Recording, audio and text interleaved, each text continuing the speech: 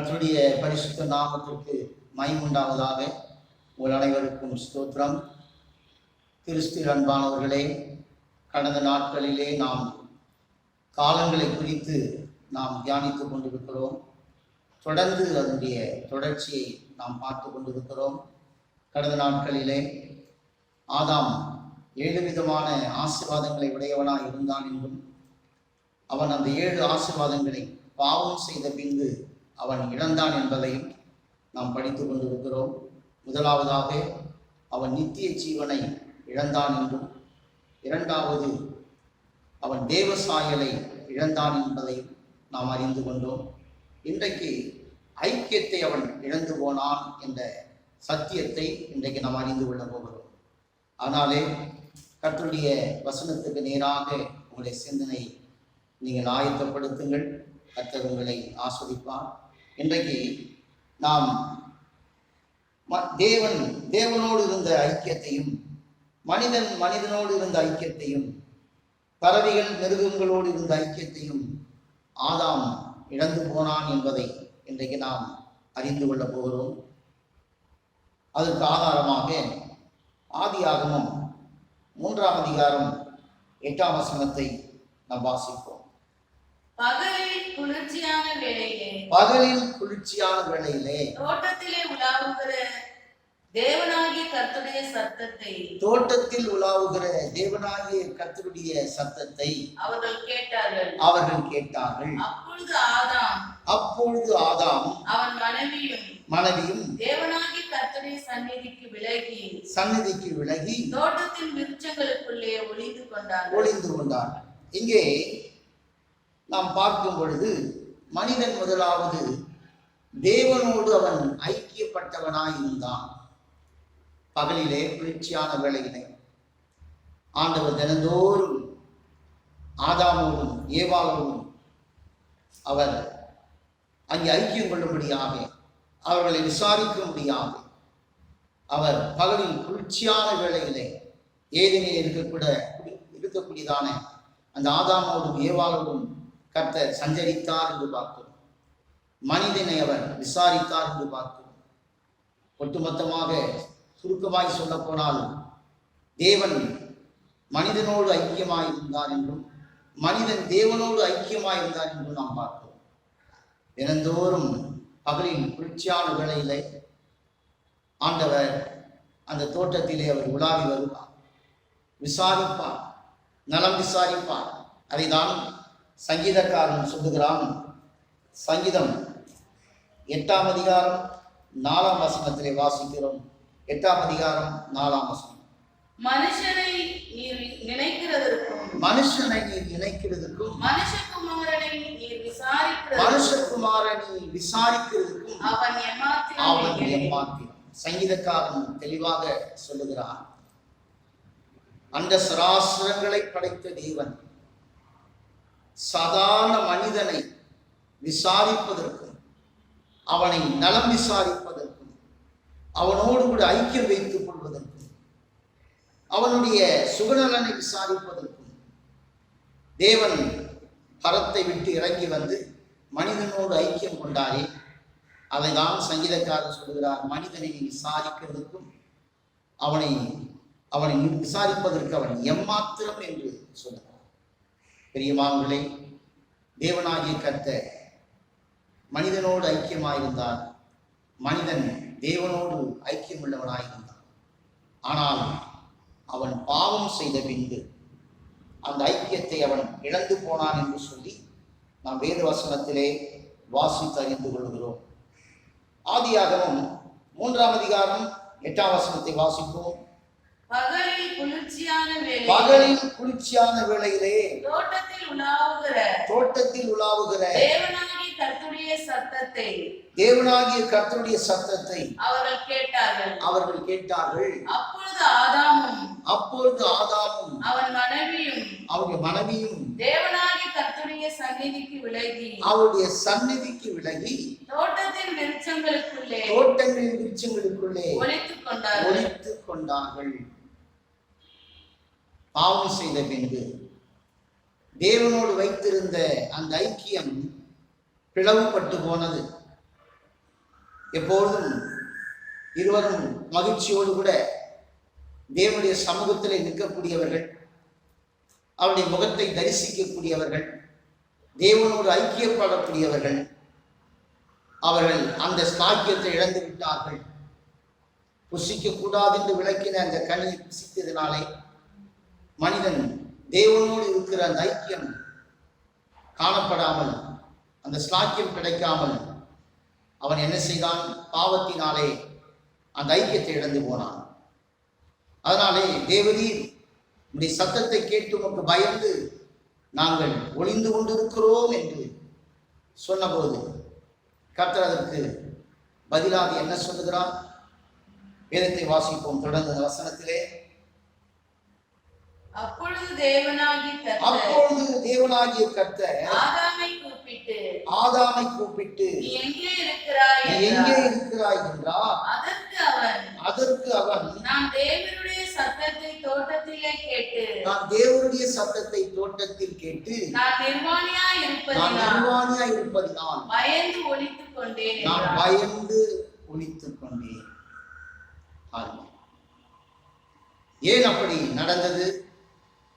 அவன் நிர்வாணமாய் இருக்கிறார் என்பதை எப்படி அறிந்து கொண்டான்? பாவம் செய்த பின்பு தேவனுடைய மகிமை அவன் இழந்ததினாலே, கீழ்ப்படியாமையினாலே, பாவம் செய்ததினாலே தேவனுடைய மகிமை இழந்து அவன் நிர்வாணிகள் என்பதை கண்கள் திறக்கப்பட்டு, மாம்ச கண்கள் திறக்கப்பட்டு, அதனாலே தேவன் விளக்கின அந்த கனியை புசித்ததினாலே மூன்றாவது ஆசீர்வாதமாகிய அந்த ஐக்கியத்தை அவன் இழந்து போனான்.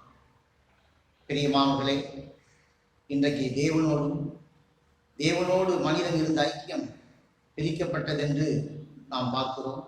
இரண்டாவது, மனிதன் மனிதனோடு கூட இவன் ஐக்கியமாயிருந்தான். அந்த ஐக்கியத்திலே பிளவு ஏற்பட்டது என்பதை நாம் பார்க்க போகிறோம். ஆதியாகமம் 2ஆம் அதிகாரம் 23ஆம் வசனத்தை வாசிப்போம். அப்பொழுது ஆதாம் இவள் என் எலும்பிலும் எலும்பும் என் மாம்சத்தில் மாம்சமாய் இருக்கிறாள். இவள் மனுஷனில் எடுக்கப்பட்டபடியினால் மனுஷி எண்ணப்படுவாள் என்றான். மனிதனோடு மனிதன் ஐக்கியமாயிருந்தான். மனைவியோடு கூட இசைந்திருந்தான், அன்பாயிருந்தான், ஐக்கியப்பட்டிருந்தான். அதைதான் இங்கே சொல்லுகிறான்.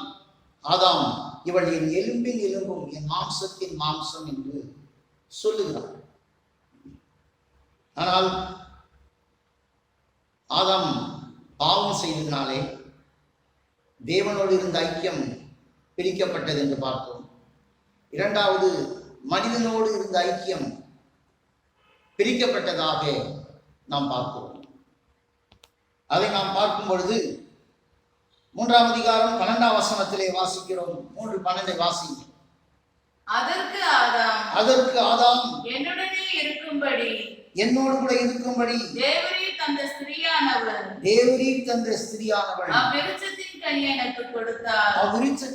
எனக்கு கொடுத்தாள். நான் புசித்தேன் என்றான். தேவரீர் தந்த ஸ்திரீ. என்ன ஒரு பிரிவு ஏற்பட்டிருக்கிறது?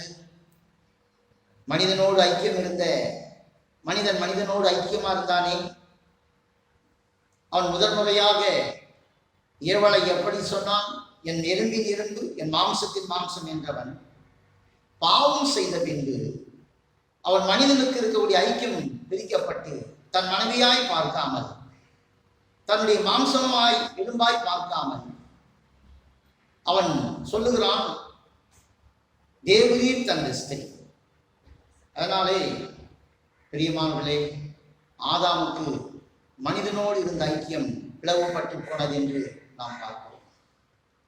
அது மாத்திரமல்ல, மிருகங்களோடு இருந்ததான பறவைகள், மிருகங்களோடு இருந்ததான ஐக்கியம் கூட ஆதாமை விட்டு பிரிக்கப்பட்டது என்று சொல்லி நாம் பார்க்கிறோம். அதை நாம் தெரிந்து கொள்ள வேண்டுமானால் ஆதியாகமம் 2ஆம் அதிகாரம்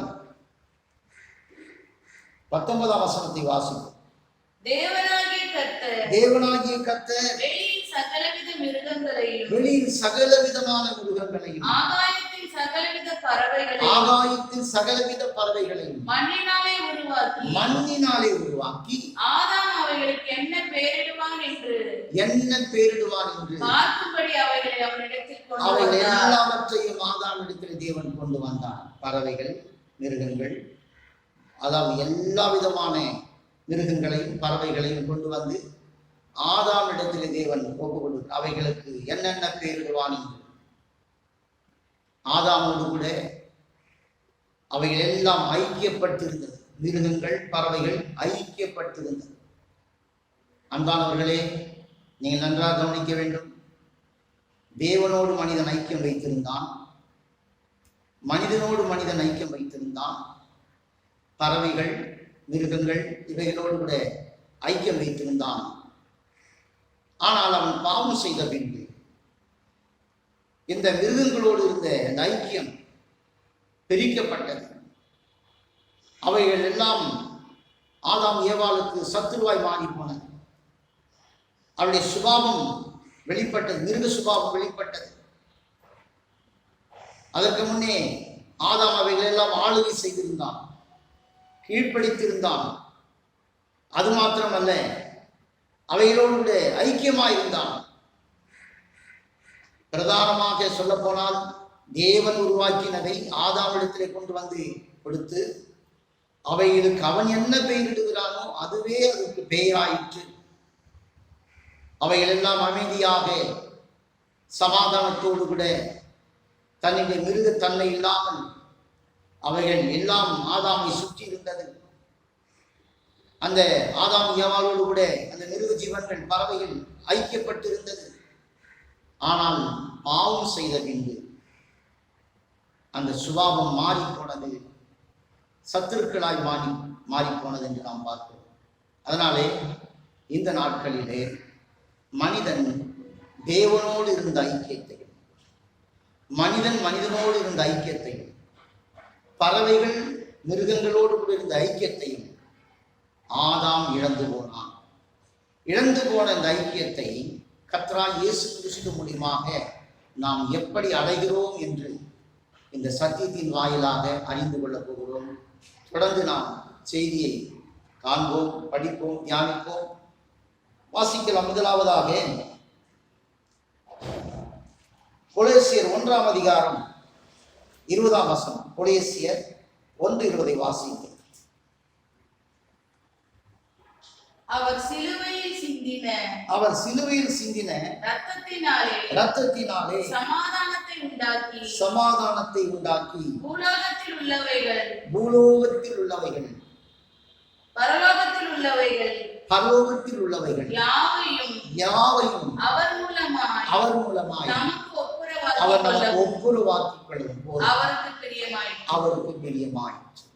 தேவன் சிலுவையில் சிந்தின இரத்தத்தினாலே தேவன் சமாதானத்தை உண்டு பண்ணினார். அல்லேலூயா.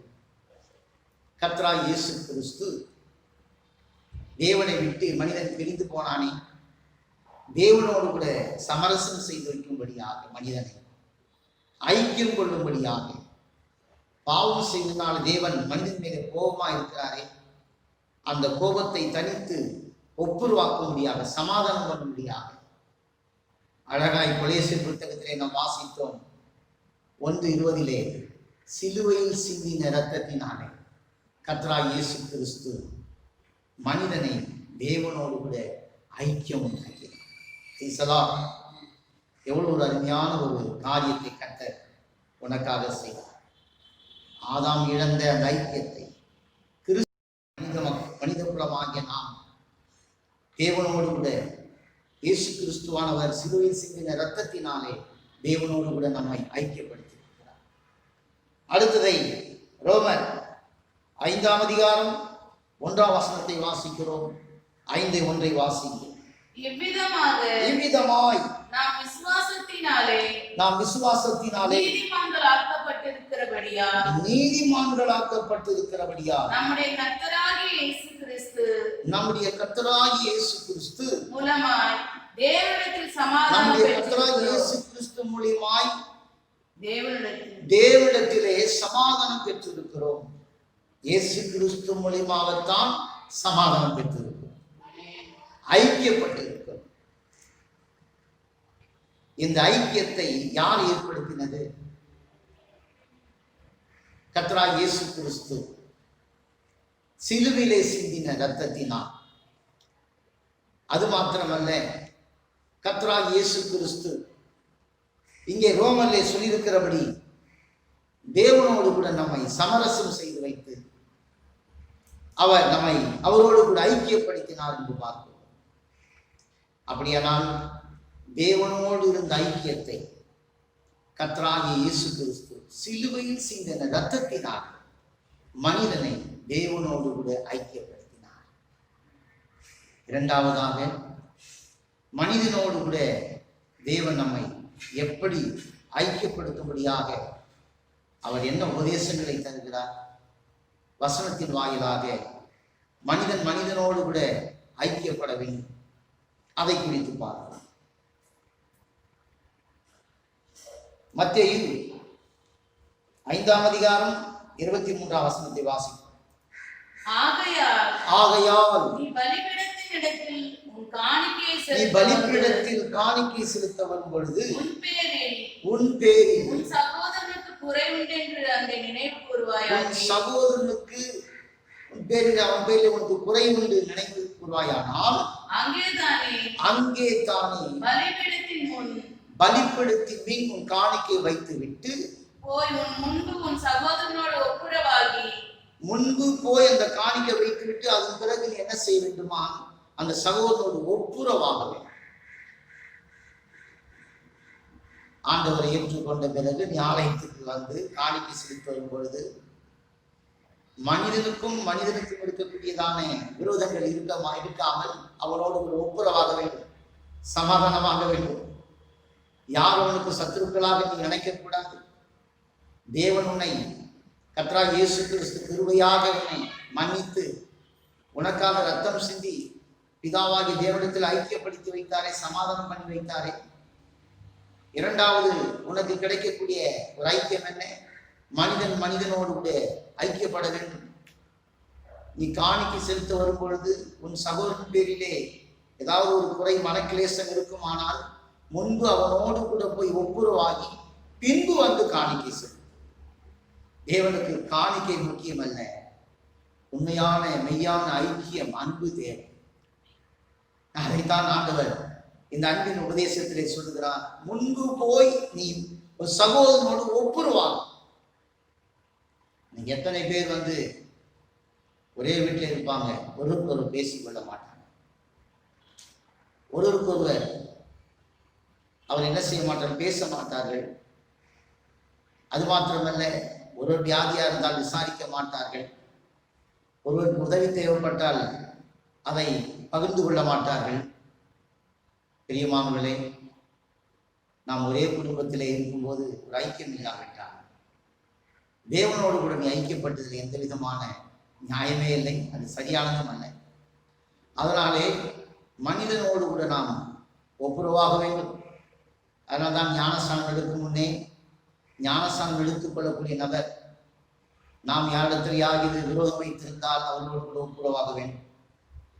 யாரையாகில் நாம் சண்டையிட்டு விரோதியாக நினைத்திருந்தால் அவர்களோடு ஒப்புரவாக வேண்டும்.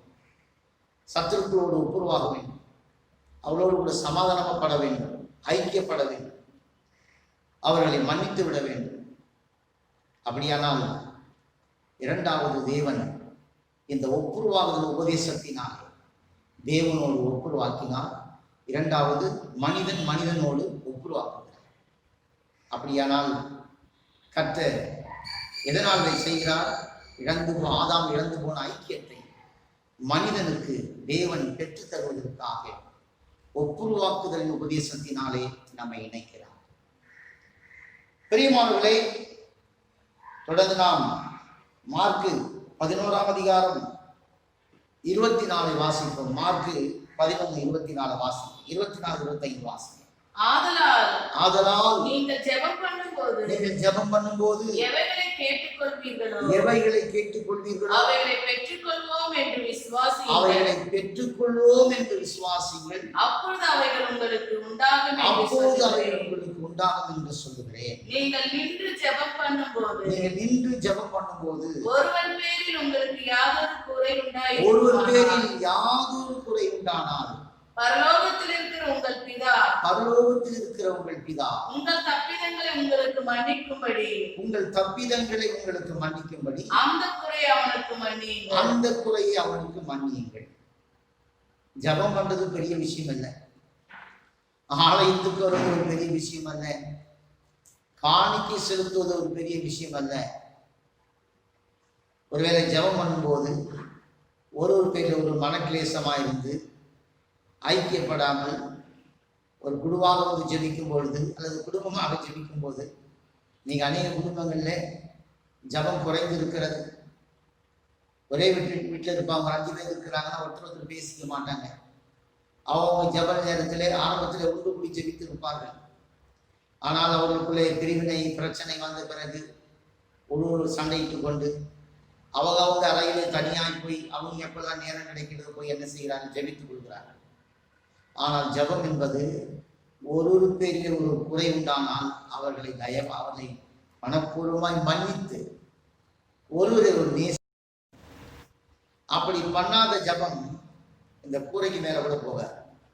தேவன் அதை ஏற்றுக்கொள்ள மாட்டார். அததான் நீங்க சொல்லுகிறார், காணிக்கை நீ கொண்டு வரும்போது உன் சகோதரன் பேரில் குறை இருந்தால் அதையெல்லாம் மறந்து அவனோடு கூட ஐக்கியப்பட்டு என் குறைகளை மன்னியும், உன்னுடைய குற்றங்களை குறைகளை நான் மன்னிக்கிறேன், மனதில் வைத்துக் கொள்ளாதே என்று சொல்லி அவனோடு ஒப்புரவாகி காணிக்கை போட வேண்டும்.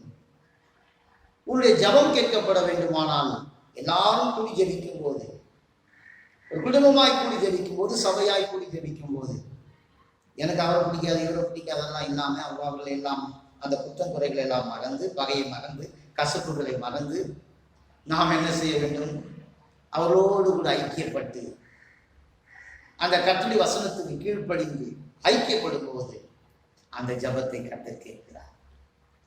அப்படியானால் மனிதனோடும் கர்த்தர் தேவனோடும் நம்மை ஐக்கியப்படுத்துகிறார். முதலாவது நாம் பார்த்தோம், மனிதன் தேவனோடு இருந்த ஐக்கியத்தை இழந்து விட்டான்.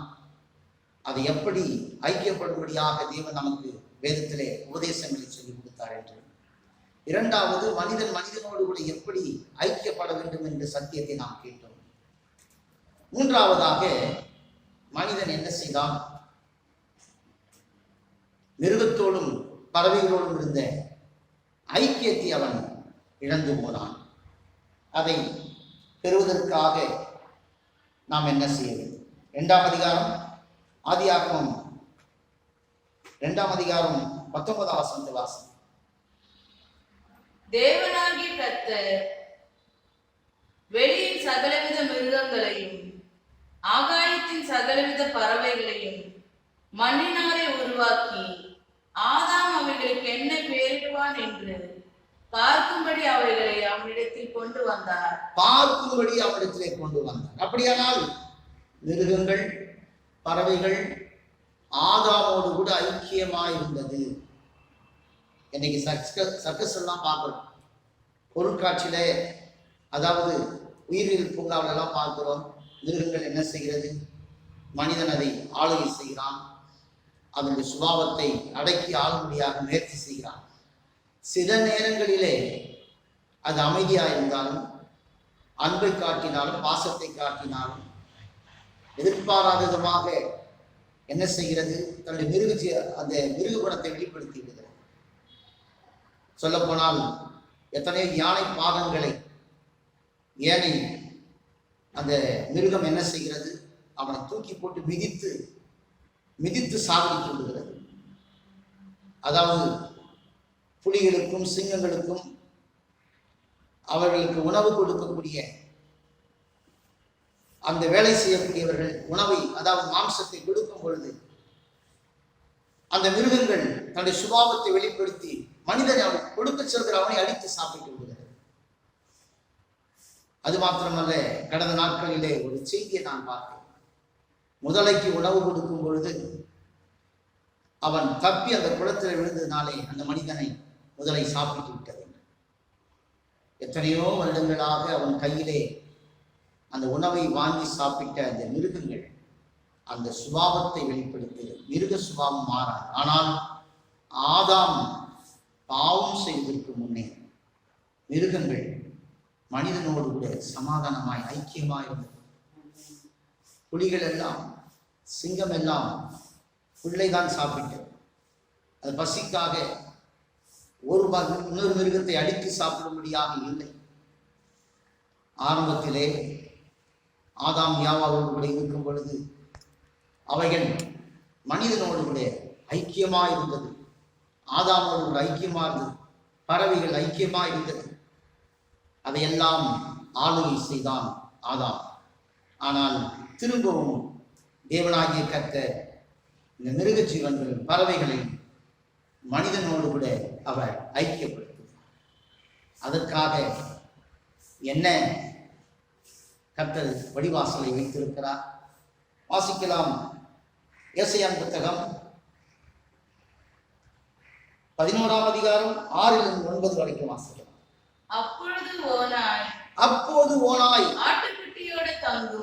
ஆட்டுக்குட்டியோடு தங்கும், புலி வெள்ளாட்டுக்குட்டியோடு படுத்துக்கொள்ளும், கன்றுக்குட்டியும் பாலசிங்கமும் காளையும் ஒருமித்திருக்கும். ஒரு சிறு பையன் அவைகளை நடத்துவான். பசுவும் கரடியும் கூடி மேயும். அவைகளின் குட்டிகள் ஒருமித்து படுத்துக்கொள்ளும். சிங்கம் மாட்டைப் போல் வைக்கோலை தின்னும். பால் குடிக்கும் குழந்தை விரியன் பாம்புடைய புத்திலே கைவிடும். பால் மறந்த பிள்ளை காட்டு விரியன் புற்றிலே தன் கையை வைக்கும். பால் மறந்த குழந்தை கூட பாம்பு புற்றிலே கை வைக்கும்.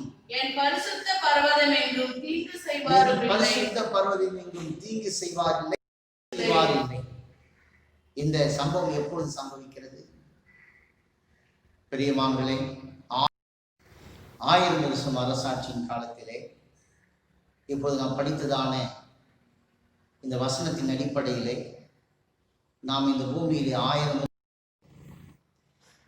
அதுதான் 9வது காலமாகிய 1000 வருஷம் அரசாட்சியின் காலம். இப்பொழுது நாம் பார்த்தோமே, இந்த வசனத்தின்படி எப்பொழுது இது சம்பவிக்கும்?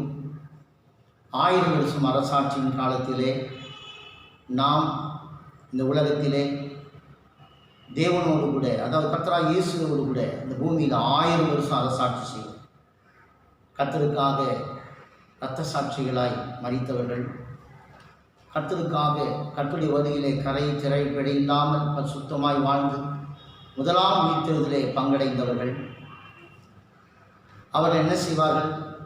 கர்த்தராகிய இயேசுவோடு கூட இந்த உலகத்திலே 1000 வருடம் அரசாட்சி செய்வார்கள். அந்த 1000 வருட அரசாட்சியிலே கர்த்தராகிய இயேசு கிறிஸ்து ராஜாதி ராஜாவாய், கர்த்தருடைய பிள்ளைகளாய் நாம் எல்லாரும் ஆசாரியர்களாய், லேவியர்களாய், ராஜாக்களாய் இந்த உலகத்திலே அரசாட்சி செய்வோம். அப்பொழுது மிருகங்கள் அந்த சுபாவங்களை பற்றி நாம் பார்த்தோம். மறுபடியும் நாம் உங்களுக்கு ஞாபகப்படுத்தும்படியாக வாசியுங்கள். ஏசாயா புத்தகம் 11:6 வாசிப்போம். அப்பொழுது ஓனாய் ஆட்டுக்குட்டியோடு தங்கும், புலி வெள்ளாட்டுக்குட்டியோடு படுத்துக்கொள்ளும். கன்றுக்குட்டியும் பாலசிங்கமும் காளையும் ஒருமித்து இருக்கும். இது பாருங்க, இயற்கைக்கு அப்பாற்பட்ட காரியம். ஆதிலே ஆதாமோடு கூட இப்படிதான் இந்த மிருக ஜீவன்கள் ஐக்கியப்பட்டு இருந்தது. அதை திரும்பவும் அந்த மிருகங்களை மனிதனோடு கூட ஐக்கியப்படுத்தும்படியாக ரட்சிப்பை முழுமையாய் அடைந்து கரை திரை பிழை பரிசுத்தமுள்ள சபையாக நாம் எடுத்துக்கொள்ளப்படும் பொழுது கர்த்தருடைய வருகையிலே முதலாவது கிறிஸ்துக்குள் மரித்தவர் உயிரோடு எழுந்து அவரோடு கூட 1000 வருஷம் அரசாட்சியிலே ஆளுகை செய்வார். அப்பொழுது இதெல்லாம் நடக்கும். அப்பொழுது மனிதன் மிருகங்களோடு கூட ஐக்கியமாக இருப்பான். அவைகள் தீங்கு செய்யாது. காளையும், அதாவது புலியும் காளையும் சிங்கமும் அவைகள் சுபாவங்களை மிருக சுபாவங்கள் அல்ல, ஐக்கியப்பட்டு இருக்கும், மனிதனோடு ஐக்கியப்பட்டு இருக்கும். எந்த ஒரு ஸ்லாக்கியம் இந்த 1000 வருஷ அரசாட்சியிலே கிறிஸ்தேசு இந்த உலகத்தை 1000 வருடம் அரசாட்சி செய்வார். அப்பொழுது நாம் அவர் ராஜாதி ராஜாவாய், நாம் ராஜாக்களாயிருந்து பூமியிலே அரசாளுவோம். ஆனபடினால் இதோடு கூட நான் முடிக்கிறேன். மறுபடியும் நான் உங்களுக்கு ஞாபகப்படுத்துகிறேன். மனிதன் தேவனோடு இருந்த ஐக்கியத்தை இழந்து, மனிதன் மனிதனோடு இருந்த ஐக்கியத்தை இழந்து, பறவைகள் மிருகங்களோடு இருந்த ஐக்கியத்தை இழந்து, அவன் 3 விதமான ஐக்கியங்களை இழந்தவனாய் காணப்பட்டானே. ஆனால் தேவனாய் கர்த்தர் மறுபடியும் இந்த 3 ஐக்கியங்களை கர்த்தராய் இயேசு கிறிஸ்து மூலமாக மனிதன் பெற்றனுபவிக்க கர்த்தர் கிருபை செய்தார். கர்த்தருக்கே மகிமை உண்டாவதாக. தொடர்ந்து அடுத்த தொடரிலே இன்னொரு காரியத்தை நாம் பார்க்க போகிறோம். ஆளுகையை குறித்து நாம் தியானிக்க போகிறோம். அதுவரையிலும் தேவ கிருபையானது உங்களோடு கூட இருந்து எல்லாவற்றிலும் எல்லா தீங்குக்கும் உங்களை பாதுகாத்து, கர்த்தருடைய கிருபை உங்களை பாதுகாப்பதாக. கர்த்தர் உங்களை ஆசீர்வதிப்பார். ஆமென். ஸ்தோத்திரம்.